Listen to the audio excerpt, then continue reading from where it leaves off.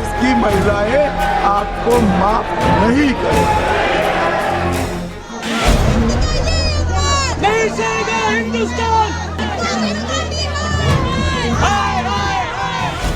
आधी आबादी का अधिकार, इनकार पर आर पार।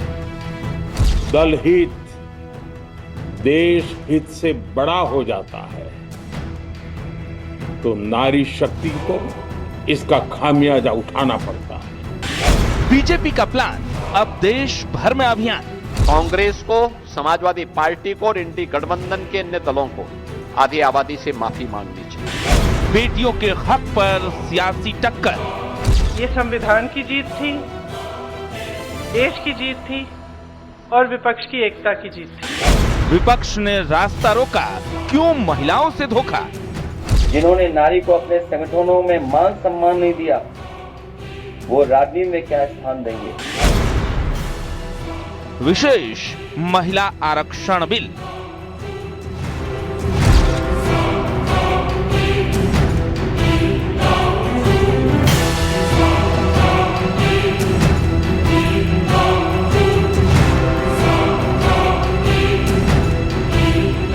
वो बिल जिसे सर्वसम्मति से पास होना चाहिए था, वो सियासी अड़ंगों की भेंट चढ़ गए। लोकसभा में भारी हंगामे के बीच जब वोटिंग हुई तो नतीजे ने सबको चौंका दिया। आज बात करेंगे उस सियासी दंगल की जिसने दिल्ली से लेकर पूरे देश की सड़कों पर विरोध की आग भड़का दी है। प्रधानमंत्री जी ने तो एक ऐतिहासिक कदम उठाया था कि इस देश की 50% आबादी, जो आधी आबादी जिसको कहते हैं, आधी आबादी महिलाओं को का है और आधी आबादी को संसद में 33% आरक्षण देके उनके साथ न्याय करने वाला कदम था। अब उनको इसको गिरा के बड़ा आत्मसंतुष्टि हो रही, तो यही कांग्रेस का चरित्र है। सरकार नारी शक्ति वंदन अधिनियम 131वां संविधान संशोधन बिल को लागू करने के लिए संशोधित प्रस्ताव लेकर आई थी। इस संवैधानिक संशोधन को पास करने के लिए 2/3 बहुमत की जरूरत थी। लोकसभा में बिल के पक्ष में 298 वोट पड़े, जबकि विरोध में 230 वोट। समर्थन ज्यादा होने के बावजूद बहुमत का आंकड़ा यानी 2/3 न छू पाने के कारण ये बिल गिर गया। विपक्ष ने परिसीमन और ओबीसी कोटे की मांग को लेकर एकजुट होकर वोटिंग की, जिससे ये ऐतिहासिक सुधार पूरा नहीं हो पाया। संविधान स्पष्ट है, मंशा स्पष्ट है। ये सीधा क्रेडिट लेने की बात करते हैं, लेकिन उनका एक अहंकार है, मोदी जी का कोई भी अच्छा काम नहीं होने देंगे और उसमें अगर महिलाओं के अधिकार भी होंगे उसका भी विरोध करेंगे। 3 तलाक का तो बिल मुझे ही मूव करने का सौभाग्य मिला पूर्व कानून मंत्री के रूप में। इन्हें हाउस में खुला विरोध किया। बाकी शाहबानों का केस तो आप जानते ही हैं, जो महिलाएं कश्मीर की थी उनके साथ अत्याचार हुआ, आर्टिकल 370 का विरोध किया। तो हर बार महिला के हित के हर निर्णय का विरोध करना है और ये तो उसका हाइट हो गया कि इतने ऐतिहासिक संवैधानिक पहल थी उसको फ्रस्ट्रेट किया। लेकिन देश की जनता उनको क्षमा नहीं करेगी।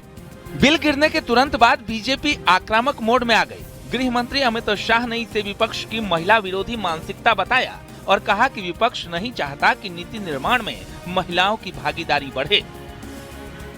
राहुल गांधी की नीति, नियत और नाटक सब लोग ने देख लिया। ये कोई डिले नहीं था, ये उनका डिजाइन था, जहां वो चाह रहे थे कि लोगों को गुमराह करना। ओबीसी सब कोटा हमेशा है, शेड्यूल कास्ट, शेड्यूल ट्राइब हमेशा है। आप आपके 33% से दीजिए ना। वहां समाजवादी पार्टी कुछ नहीं बोलेगी, वहां कांग्रेस पार्टी कुछ नहीं बोलेगी, वहां डीएमके कुछ नहीं बोलेगी। डीएमके बोलेगी कि नॉर्थ साउथ इम्बैलेंस। क्या इम्बैलेंस, जब 39 सीट्स को आपको 59 दे रहे हैं। देखिए, ये बिल्कुल स्पष्ट है कि विपक्ष महिला विरोधी है और शेम ऑन यू। अगले ही दिन बीजेपी और एनडीए ने देशव्यापी प्रदर्शन का बिगुल फूंक दिया। दिल्ली से लेकर कानपुर तक बीजेपी की महिला कार्यकर्ताओं ने विपक्ष के खिलाफ नारेबाजी की। संसद परिसर में बीजेपी सांसदों ने हाथों में तख्तियां लेकर प्रदर्शन किया। आज राजनीति के केंद्र में महिला सशक्तिकरण है। लेकिन हकीकत ये है कि 2024 तक लोकसभा में महिला सांसदों की संख्या केवल 15% के करीब रही है। कानून तो बना, लेकिन संशोधनों पर मचे इस घमासान ने भविष्य को धुंधला कर दिया है। सवाल ये है कि क्या ये सचमुच कोटे की लड़ाई है या फिर आने वाले चुनावों के लिए एक बड़ी सियासी बिसात। Bureau report, news 18। आज हम बात कर रहे हैं उस बिल की जो देश की आधी आबादी को संसद में 1/3 हिस्सेदारी देने का वादा तो करता है, लेकिन फिलहाल सियासत के चक्रव्यूह में उलझ गया है। संसद के विशेष सत्र में जो हुआ उसने इस ऐतिहासिक सुधार की राह में एक बड़ा रोड़ा खड़ा कर दिया है। महिला आरक्षण संशोधन बिल के गिर जाने के बाद प्रधानमंत्री ने न केवल देश की आधी आबादी से माफी मांगी, बल्कि विपक्षी दलों पर तीखा हमला बोला। पीएम मोदी ने कहा कि जब बिल विफल हुआ तो विपक्षी दलों का मेज थपथपाना देश की हर बेटी का अपमान था। प्रधानमंत्री ने इसे विपक्ष का एक ऐसा पाप बताया जिसे इतिहास कभी माफ नहीं करेगा। मेरे लिए संविधान ही सर्वोपरि है। मनुवाद ओवर संविधान। हमारी नीयत की खोट देश की नारी शक्ति कभी माफ नहीं करेगी। बार बार बहकाने वाले पुरुषों को महिलाएं झट से पहचान लेती। हम सब लोग जाति गणना मांगेंगे, जाति गणना होगी तो हम आरक्षण मांगेंगे। ये विरोध केवल और केवल महिला आरक्षण का ही विरोध किया। 18 अप्रैल 2026 की वो शाम देश की माताओं, बहनों और बेटियों से बात करने के लिए आया। जब प्रधानमंत्री नरेंद्र मोदी राष्ट्र को संबोधित करने आए, उनके चेहरे पर गंभीरता थी और शब्दों में नारी शक्ति के प्रति संवेदना। महिला आरक्षण की राह में आई रुकावटों पर पीएम ने न सिर्फ अपनी बात रखी, बल्कि विपक्ष के रवैये पर ऐसा पलटवार किया जिसने देश की राजनीति में हलचल मचा दी। साथियों, हमारे लिए देश हित सर्वोपरि है, लेकिन जब कुछ लोगों के लिए दल हित सब कुछ हो जाता है, दल हित देश हित से बड़ा हो जाता है, तो नारी शक्ति को, देश हित को इसका खामियाजा उठाना पड़ता है। इस बार भी यही हुआ।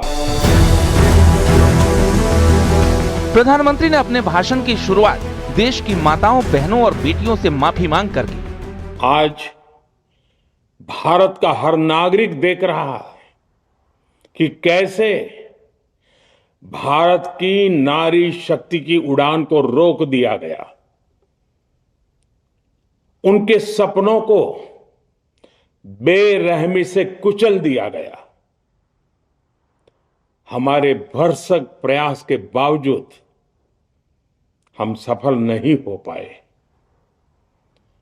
नारी शक्ति वंदन अधिनियम में संशोधन नहीं हो पाया और मैं इसके लिए सभी माताओं, बहनों, उनसे मैं क्षमा प्रार्थी हूं। पीएम मोदी ने विपक्ष के व्यवहार पर कड़ा प्रहार किया। पीएम मोदी ने कहा कि जब सदन में बिल गिरा तो कांग्रेस, डीएमके और टीएमसी जैसे दल खुशी मना रहे थे। पीएम ने इस पर कहा कि ये दल नारी शक्ति की हार का जश्न मना रहे थे। जब बिल विफल हुआ तो ये लोग मेज थपथपा रहे थे। ये खुशी नहीं बल्कि देश की हर महिला के सम्मान पर प्रहार था। उन्होंने इसे विपक्षी दलों का भ्रूण हत्या जैसा कृत्य करार दिया। कांग्रेस और उसके सहयोगियों ने सदन में पूरे देश के सामने भ्रूण हत्या कर दी है, भ्रूण हत्या कर दी है। ये Congress, TMC, Samajwadi party, DMK जैसे दल इस भ्रूण हत्या के गुनहगार हैं। ये देश के संविधान के अपराधी हैं। ये देश की नारी शक्ति के अपराधी हैं।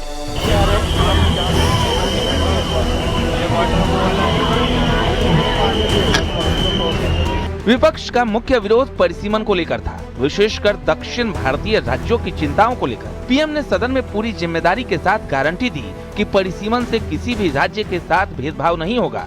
अपने संबोधन के आखिर में पीएम मोदी ने अपना संकल्प दोहराया। उन्होंने कहा कि भले ही आज हमारे पास 2/3 बहुमत नहीं था, लेकिन देश की 100% महिलाओं का आशीर्वाद हमारे साथ है। भाइयों बहनों, नारी शक्ति वंदन अधिनियम के विरोध की एक बड़ी वजह है इन परिवारवादी पार्टियों का डर। इन्हें डर है अगर महिलाएं सशक्त हो गई तो इन परिवारवादी पार्टियों का नेतृत्व खतरे में पड़ जाएगा। ये कभी नहीं चाहेंगे कि उनके परिवार के बाहर की महिलाएं आगे बढ़ें। पीएम मोदी ने चेतावनी दी कि विपक्ष को इस पाप का परिणाम चुनाव में भुगतना पड़ेगा। पीएम ने अंत में कहा कि हर बाधा को पार कर नारी शक्ति वंदन अधिनियम को लागू करना ही उनका लक्ष्य है। Bureau report, news 18।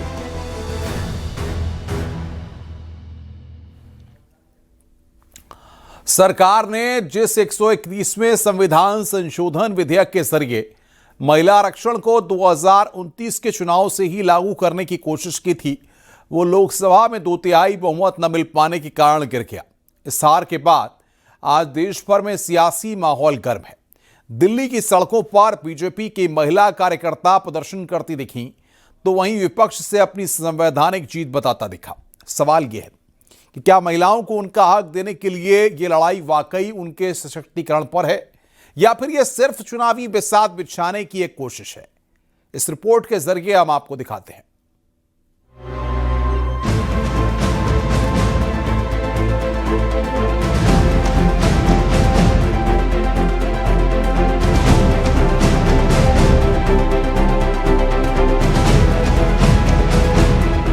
क्या भारत की आधी आबादी को उनका हक मिल पाएगा?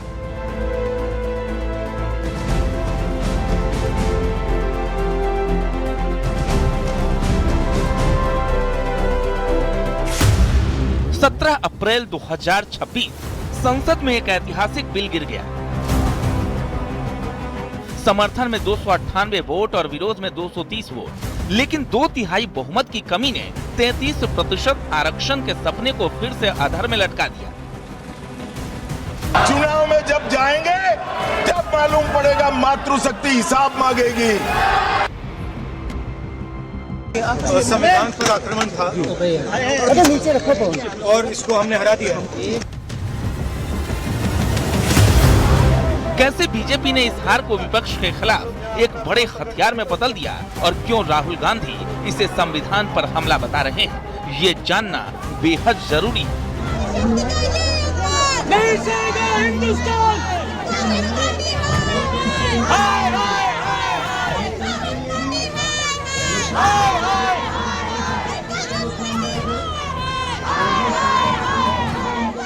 आज की महिलाओं की समस्याएं बहुत ज्यादा बढ़ रही हैं, संघर्ष बढ़ रहा है। बेवकूफ नहीं है महिलाएं, सब कुछ देख रही हैं। वो पीआर, मीडियाबाजी वो अब नहीं चलेगी। कुछ ठोस करना है तो आप 2023 में जो सर्वसहमति से जो विधेयक पास हुआ था, पारित हुआ था, सारे दलों ने उसका समर्थन किया था, उसको लाइए। उसमें अगर कुछ एकाध संशोधन करना है छोटा, ताकि वो अभी लागू हो सकता है, करिए और उसको अभी लागू करिए।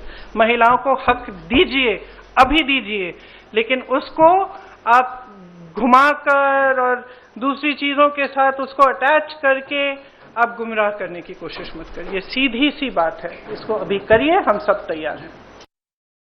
आज कांग्रेस के प्रेस वार्ता में कटाक्ष किया गया कि भाजपा में कुछ लोगों ने मसीहा बनने का प्रयास किया।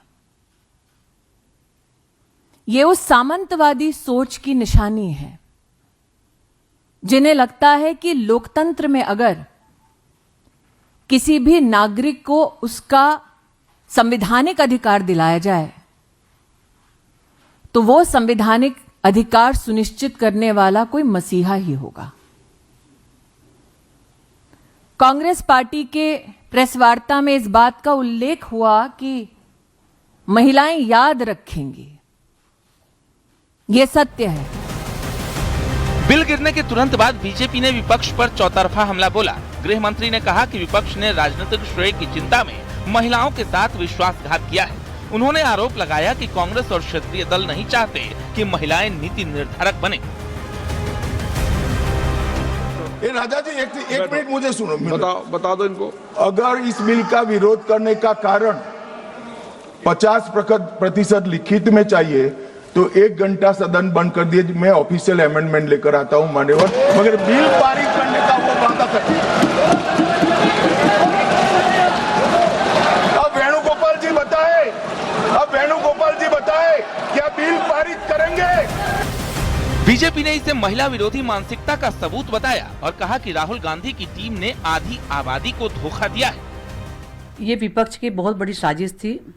विपक्ष ने जो साजिश रची है उसका सीधे का सीधा असर महिलाओं के ऊपर पड़ा है और विपक्ष ने जो ये घिनौना काम किया है इसके लिए जितनी निंदा की जाए उतना कम है। सरकार ने कांग्रेस के परिसीमन के दावे को लेकर पलटवार किया कि विपक्ष दक्षिण भारत को डराकर देश बांटना चाहता है। देखिए, महिला आरक्षण से हमारा विरोध ही नहीं था। हमारा विरोध परिसीमन पर है। परिसीमन में आप जिस तरीके से परिसीमन करना चाह रहे थे उससे देश के अंदर एक अजीब माहौल होता और पूरा का पूरा आप स्ट्रक्चर को अपने हिसाब से ढालना चाहते हो तो ये मुमकिन नहीं होगा। देश के अंदर जिस तरह का माहौल आप बना करके सिर्फ नफरत की राजनीति करना चाहते हो, अब उत्तर भारत और दक्षिण भारत की लड़ाई शुरू कर देते आप, तो हम उसके विरोध में थे और इसीलिए उसका पूरा विपक्ष ने एक साथ होकर के विरोध किया।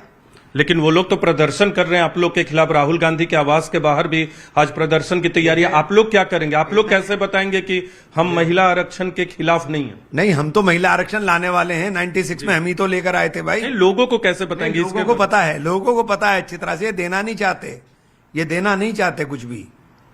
अगर इनको पता नहीं था कि दो तिहाई बहुमत चाहिए, ये जानते थे कि ये नहीं होगा जब तक विपक्ष के साथ आपके बैठ करके बात नहीं होगी।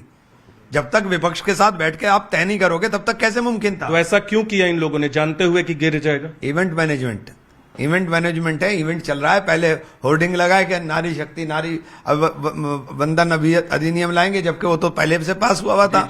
उसमें तो कुछ था नहीं, परिसीमन के ऊपर था। परिसीमन ये अपने हिसाब से करना चाहते हैं तो परिसीमन अपने हिसाब से करके ये सबका प्रतिनिधित्व खत्म करना चाहते हैं।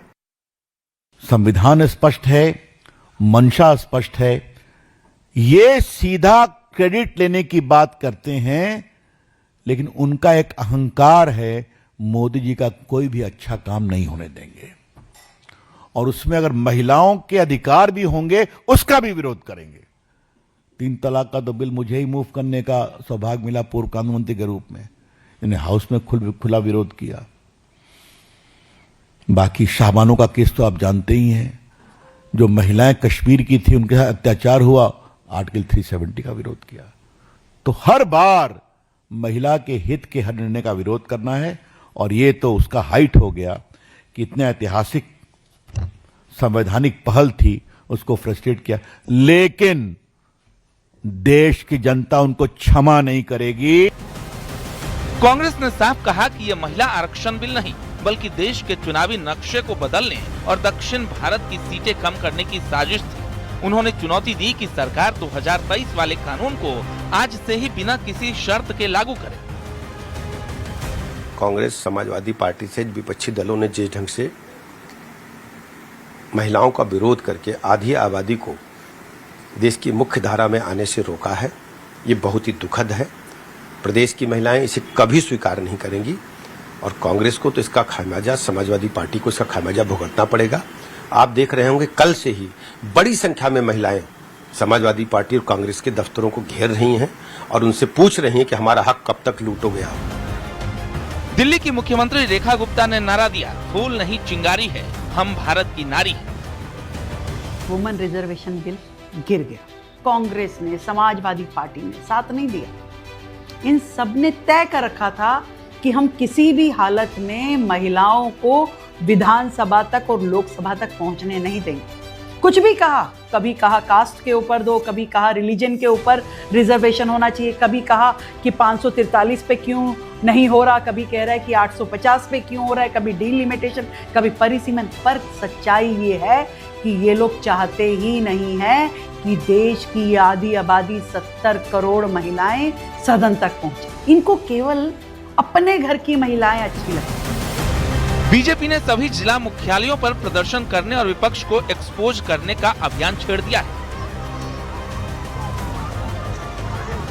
डिलिमिटेशन जो एक्ट है वो तो डिलिमिटेशन कमीशन कैसे बनना है, डिलिमिटेशन एक्ट के माध्यम से क्या क्या करना है, वो नियम पुराना जो कांग्रेस समय का जो नियम है सेम है, एक फुल स्टॉप कोमा तक नहीं है, सेम डिलिमिटेशन जो जितने बार डिलिमिटेशन कमीशन बनाया है सेम अमेंडमेंट को कॉपी पेस्ट ही है। वो कांग्रेस जमाने का डिलिमिटेशन का प्रोसेस है, वही कानून है। सियासत की इस जंग में बिल तो गिर गया, लेकिन 2029 के चुनावों की बिसात बीत चुकी है। बीजेपी इसे नारी शक्ति के अपमान के मुद्दे पर जनता के बीच ले जा रही है, तो विपक्ष इसे संविधान बचाने की लड़ाई बता रहा है। क्या महिला आरक्षण सिर्फ नारों तक सीमित रहेगा या वाकई संसद में 33% महिलाएं दिखेंगी? Bureau report, news 18।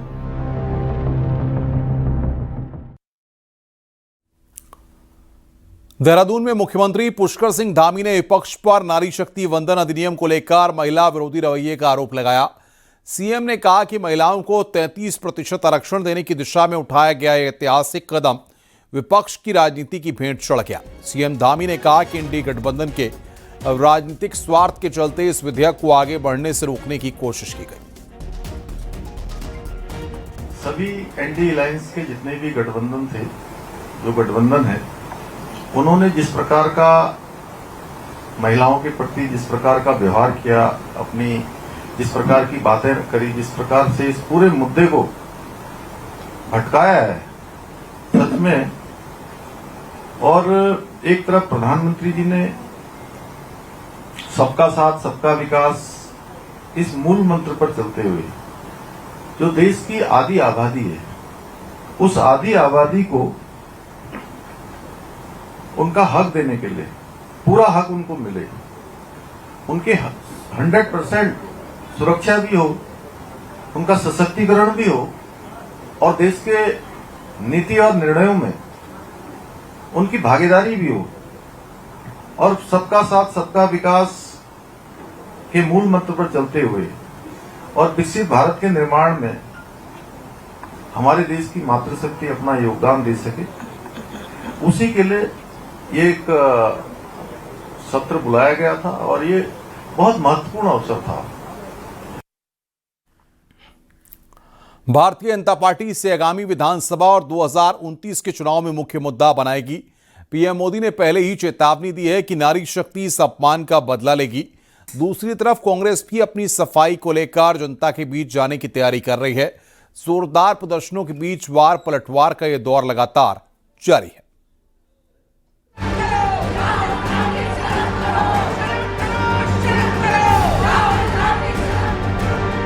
संसद में बिल गिरना बीजेपी के लिए सिर्फ हार नहीं, बल्कि विपक्ष को एक्सपोज करने का एक मौका बन गया है।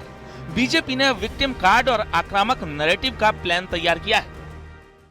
एक सबसे बड़ा नैरेटिव खड़ा किया जा रहा है, भ्रांति फैलाई जा रही है कि ये जो 3 विधेयक है, संविधान संशोधन विधेयक और 2 कानून, डिलिमिटेशन का और संघ क्षेत्र के चुनाव के कानून में बदलाव, वो आने से दक्षिण की क्षमता लोकसभा में बहुत कम हो जाएगी और सदन की 543 सीटों की संख्या के 5.15% कर्नाटक के सांसद यहां पर आते हैं। ये बिल पारित होने के बाद, संविधान संशोधन होने के बाद कर्नाटक की संख्या हो जाएगी 28 से बढ़कर 42।